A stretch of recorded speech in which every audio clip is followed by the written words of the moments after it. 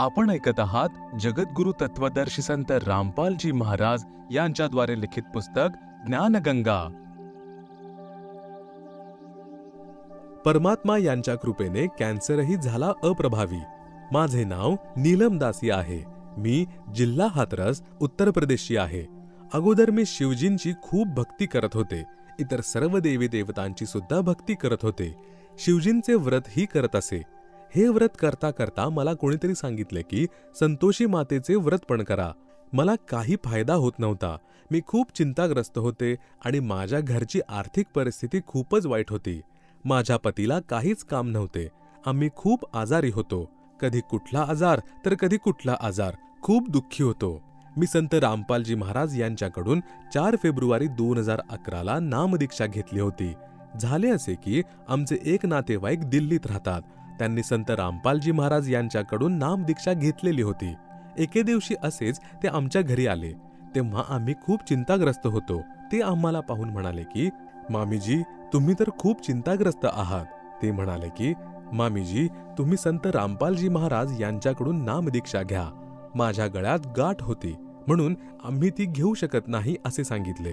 आम्ही मांत्रिकाकडे दाखवू आणि तुमचे गुरुजी तर सांगतात की कोणत्या मांत्रिकाकडे दाखवू नका, फक्त भक्ती करा, त्यानेच बरे व्हाल। तर ते म्हणाले की मामाजी, तुम्ही सत्संग ऐका आणि मामींचा त्रास दूर होईल, तुमच्या घरातील समस्याही दूर होईल। मग त्याने सृष्टी रचनेचे वर्णन केले, तेव्हा मला काहीच समजले नाही। माझ्या पतीला समजले आणि म्हणाले की जे गुरुजी सांगत आहेत ते बरोबर सांगत आहेत। आम्ही म्हणालो की अगोदर सत्संग ऐकू आणि मग गुरुजींच्या आश्रमात जाऊ। नंतर आम्ही टीव्हीवर संत रामपालजी महाराज यांचा सत्संग ऐकला। आम्ही सत्संग ऐकत राहिलो आणि असेच 10-15 दिवस सत्संग ऐकला। सत्संग ऐकताना आमच्यात आतून अशी प्रेरणा झाली की आम्ही जर संत रामपालजी महाराज यांच्या शरणात गेलो तर आमच्या अडचणी दूर होतील। त्या दिवसापासून आम्ही दृढ निश्चय केला की प्रथम आपण संत रामपालजी महाराज यांच्या शरणी जायचे, तेव्हा तेच आपले कल्याण करतील। नंतर आम्ही आपल्या भाच्याला फोन केला तर तो म्हणाला की मामाजी, तुम्ही दिल्लीत या, मी आपणास घेऊन जाईन।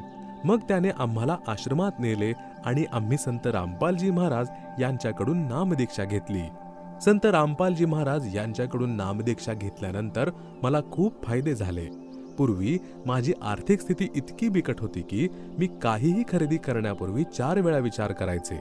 माझ्या भगतजींना काही काम नव्हते, त्यामुळे आम्ही खूप काळजीत होतो। एक दिवस आम्ही खूप दुःखी होतो घरात, तेव्हा संत रामपालजी महाराज यांनी आम्हाला घरीच दर्शन दिले। मला दर्शन देऊन त्यांनी असं समजावले, मला माहित आहे की मला कोणी असे समजावून सांगितले नसेल। माझी आई, माझ्या कुटुंबातील कोणीही अशा प्रकारे समजावून सांगितले नाही। ते मला समजावून गेले की बेटा, भक्ती कर, सर्व काही ठीक होईल, काळजी करू नकोस। त्यानंतर 15 दिवसानंतर गुजरातहून फोन आला की माझ्या पतीला तिथे नोकरी मिळाली आहे। तेव्हा माझे पती तिथे कामावर गेले।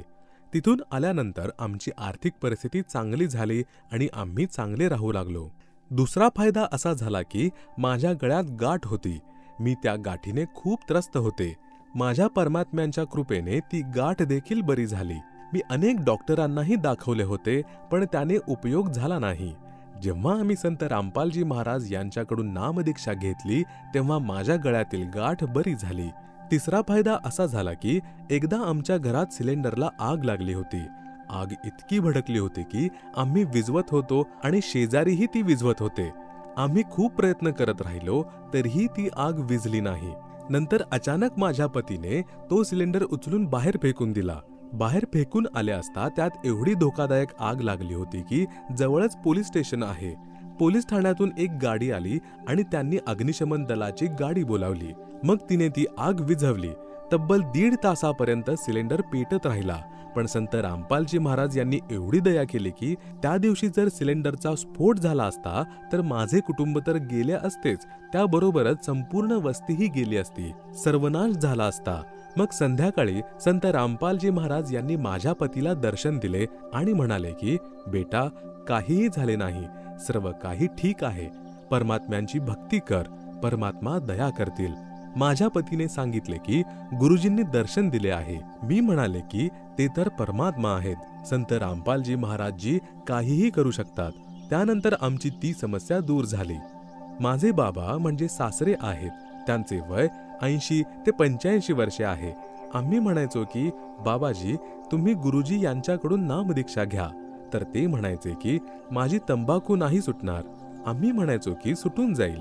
तुम्ही संत रामपालजी महाराज यांच्याकडून नाम तर घ्या. तेव्हा ते टाळत असत. एके दिवशी त्यांना अर्धांगवायूसारखी तक्रार झाली. त्यांच्या मानेवर उष्णतेचा रोग झाला होता आणि मोठमोठे फोड झाले. मी म्हणाले, बाबा आता तरी स्वीकार करा. तुम्ही संत रामपालजी महाराज यांच्याकडून नामदीक्षा घ्या. तर म्हणाले, ठीक आहे, मी नाम घेईन, पण पहिले ठीक तर होऊ दे. मग आम्ही त्यांना डॉक्टरांकडून औषध आणले. त्यामुळे त्यांना थोडा आराम मिळाला. आम्ही त्यांना सांगितले की गुरुजींकडून नामदीक्षा घ्या.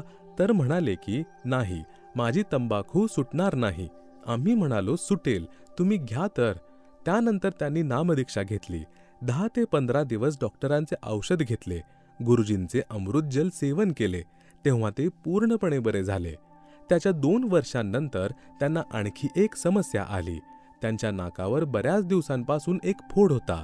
ते सांगत की जेव्हापासून त्यांना समजायला लागले तेव्हापासून होता. आता त्यात समस्या आणखी वाढली आहे. त्यातून पाणी, रक्त निघत असायचे. त्यांनी नंतर आम्हाला दाखवले की यातून रक्त येते. मला कुठेतरी दाखवा. मी म्हणाले, दाखवते चला. मग मी हाथरसमध्ये दाखवायला घेऊन गेले. त्यांच्या चाचण्या करून घेतल्या. त्या डॉक्टरांनी तर नकार दिला की मी नाही पाहणार, तुम्ही हाथरसमध्ये घेऊन जा. मी दुसऱ्या ठिकाणी घेऊन गेले. तेव्हा ते म्हणाले की त्यांना काहीही होऊ शकते, कर्करोग इत्यादी देखील असू शकतो. ते म्हणाले यांचे चेकअप होईल. तर मी म्हणाले, ठीक आहे, करा चेक. त्यांनी 8 दिवसांनी रिपोर्ट दिला. मग रिपोर्ट घेऊन आल्यावर त्यांनी माझ्या सासऱ्यांनाच सांगितले की बाबा, तुम्हाला कॅन्सर आहे. ते ऐकून ते घाबरले. आम्ही म्हणालो की बाबाजी, आपण संत रामपालजी महाराज यांच्या शरणी आहात. तुम्हाला काहीही होणार नाही, घाबरू नका. ते म्हणाले, हो, मी ठीक आहे, मला काहीही होणार नाही. ते बाहेरून तर सामान्य होते, पण आतल्या आत भयभीत होत होते. 8 दिवसानंतर त्यांची तब्येत एवढी खालावली की ते चालण्या फिरण्या लायकही राहिले नाहीत. त्यांचे सर्व मलमूत्र विसर्जन बिछाण्यावरच होत होते. मग आम्ही त्यांना कोसीला रुग्णालयात नेले. त्यानंतर त्यांना रुग्णालयातील अतिदक्षता विभाग म्हणजे ICU मध्ये दाखल करण्यात आले. आम्ही म्हणालो की गुरुजी संत रामपालजी महाराजांना प्रार्थना करूयात. मग आम्ही संत रामपालजी महाराजांना प्रार्थना लावली. तेथून उत्तर आले की बेटा, ठीक होशील, भक्ती करा, परमात्मा दया करतील. मग त्याच दिवशी मी डॉक्टरांना सांगितले की डॉक्टर साहेब, आमची सुट्टी करा. तर ते म्हणाले की हे या स्थितीत नाही आहेत की जेणेकरून यांना येथून सोडले जावे. मी म्हणाले, नाही, तुम्ही यांना सुट्टी द्या, आम्ही यांना घरी घेऊन जाऊ. तेव्हा ते नाही म्हणाले. आम्ही अधिक आग्रह धरल्यावर त्यांनी अतिदक्षता विभाग म्हणजे ICU मधून काढून त्यांना बाहेर ठेवण्यात आले. तेथे त्यांना 1 दिवस ठेवण्यात आले. ते म्हणाले की त्यांना घरी नेऊ नका, त्यांना काहीही होऊ शकते. मी म्हणाले, काहीही होऊ द्या, तुम्ही आमची सुट्टी करा, आम्ही त्यांना घरी घेऊन जाऊ. मग आम्ही तेथून आमच्या मर्जीने सुट्टी घेऊन आलो की आता जे काही करायचे ते आमचे गुरुजीच करतील. आपणास विश्वास बसणार नाही, तेव्हापासून 2 वर्षे झाली, आजपर्यंत त्यांना ती समस्या नाही. माझ्याकडे ते रिपोर्ट्सही आहेत ज्यात कॅन्सर नमूद आहे. आणि आज संत रामपालजी महाराज यांच्या कृपेने त्यांचा कॅन्सर पूर्णपणे बरा झाला आहे. संत रामपालजी महाराजजी यांच्या शरणी आल्यानंतर माझे उद्ध्वस्त झालेले कुटुंब स्थिरावले. पूर्वी असलेली आर्थिक चणचण संत रामपालजी महाराज यांना शरण आल्यानंतर दूर झाली. संत रामपालजी महाराज हे पूर्ण परमात्मा आहेत, ज्यांनी माझ्या सासऱ्यांचा कर्करोग देखील बरा केला. संत रामपालजी महाराज यांनी माझ्या मानेतील गाठही बरी केली. तिच्यामुळे मी खूप दुःखी होते.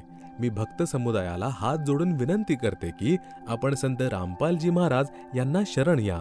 जसा लाभ मला झाला आहे, मी दुःखाने हारलेली माझ्या दुःखावर रडत आहे. मी खूप दुःख झेललेली आहेत. आपणही संत रामपालजी महाराजजी यांना शरण या आणि आपले कल्याण करून घ्या. साधना चॅनलवर संत रामपालजी महाराज यांचा सत्संग असतो, ज्यामध्ये खाली आश्रमाचे फोन नंबर दिलेले असतात.